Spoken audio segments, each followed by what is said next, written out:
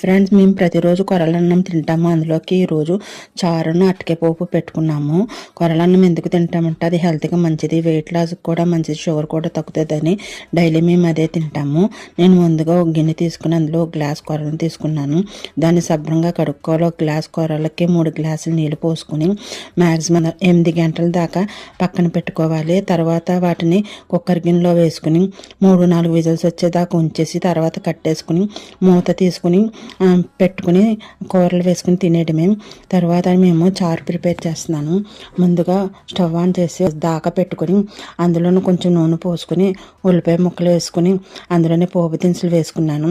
అవి బాగా వేగిన తర్వాత సరిపడా నీళ్ళు పోసుకుని అందులో ఉల్లిపాయ ముక్కలు, పచ్చిమిరకాయ ముక్కలు, కొత్తిమీర, కరివేపాకు, చింతపండు, బెల్లం, ఉప్పు, కారం, పసుపు అన్నీ వేసుకుని బాగా మరిగిన తర్వాత దించేసుకుని పక్కన పెట్టేసుకుంటే ఏమేమి అయినా చారు రెడీ అయిపోద్ది. తర్వాత అరటికాయ పోపు పెట్టేది విజిల్ సరిపడే నీళ్ళు పోసుకుని 4-5 విజిల్స్ వచ్చేసిన తర్వాత కట్టేసుకుని ఆ నీళ్ళు వంపేసుకుని తొక్కలు తీసేసుకోవాలి.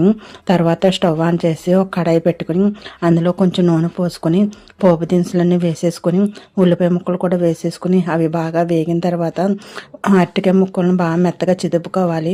ఆ చిదిపిన అరటికాయ ముక్కలను అందులో వేసేసుకోవాలి.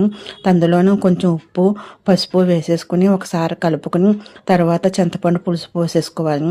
అది కూడా వేసుకుని బాగా కలుపుకొని బాగా వేగిపోయిన తర్వాత కొత్తిమీర చల్లుకొని దించేసుకుంటే యమ్మీగా ఉండే అరటికాయ పోపు రెడీ అయిపోతుంది. కొరనాలంలో ఈ కూరలు వేసుకు తిన్నా చాలా రుచికరంగా ఉంటుంది. Bye. Please subscribe, share and like. Thank you.